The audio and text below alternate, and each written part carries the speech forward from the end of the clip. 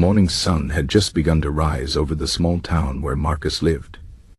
He was a man of routine, waking at the same time every day, drinking his tea slowly, and reading a few pages of philosophy before heading to work. His life was predictable, and he liked it that way. But one day, everything changed. Marcus worked as a carpenter, crafting furniture with careful hands. He took pride in his work, shaping wood into something useful and beautiful. But on this particular day, as he arrived at his workshop, he found it in ruins. A fire had broken out overnight, reducing years of labor to ashes. His tools, his projects, even the blueprints for future work, all gone. For a moment, Marcus stood frozen, staring at the blackened remains of what had once been his livelihood. His chest tightened, and his thoughts raced. What would he do now? How would he provide for his family? The questions swirled in his mind like leaves caught in a storm. But then he remembered the words of Seneca, the Stoic philosopher he often read. "I suffer more in imagination than in reality." Marcus took a deep breath. Yes, the fire was real. The loss was real. But his fear, his panic, those were creations of his own mind. He had a choice. He could let despair control him, or he could focus on what was within his power. He decided to act. First, he inspected what little remained. A few tools near the door had survived. Some of the wood stored outside was untouched. It wasn't much, but it was a start. Then he walked to the home of a fellow carpenter, an old friend named Lucius. Lucius listened as Marcus explained what had happened. Without hesitation, Lucius offered help.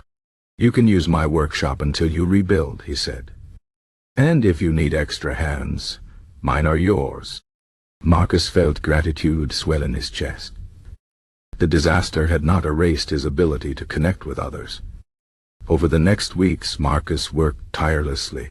He rebuilt his workshop piece by piece, accepting help where it was offered but never waiting for someone else to solve his problems. He sold some of his saved wood to buy new tools. He took on small repair jobs to earn money while he prepared for larger projects. There were moments of frustration, of course. Some days, progress felt slow. Other days, he wondered if he would ever fully recover.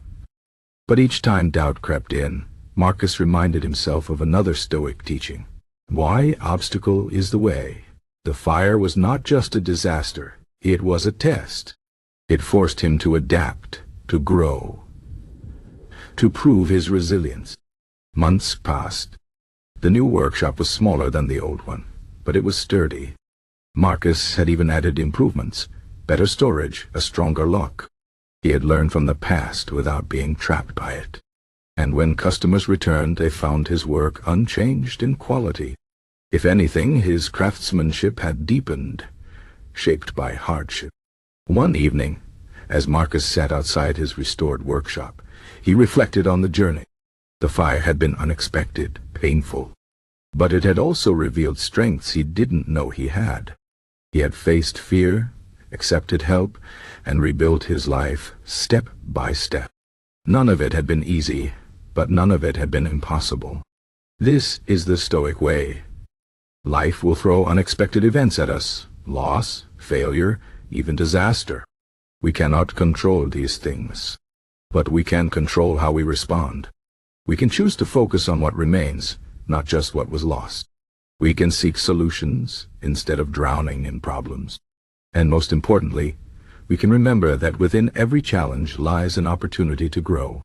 Marcus' story is not unique. Each of us will face moments when the ground shakes beneath our feet. But like Marcus, we can stand firm. We can take one step forward, then another. And in time, we may find that the very events we feared have made us stronger than we ever imagined. So the next time life surprises you, when the unexpected strikes, pause, breathe. Ask yourself, what can I control? What action can I take?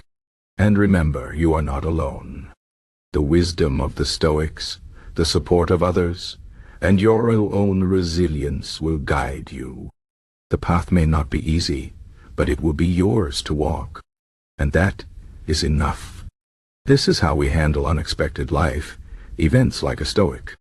Not by pretending pain doesn't exist, but by refusing to let pain dictate our lives. Not by ignoring fear, but by moving forward despite it. One step at a time, one day at a time, until we find our way.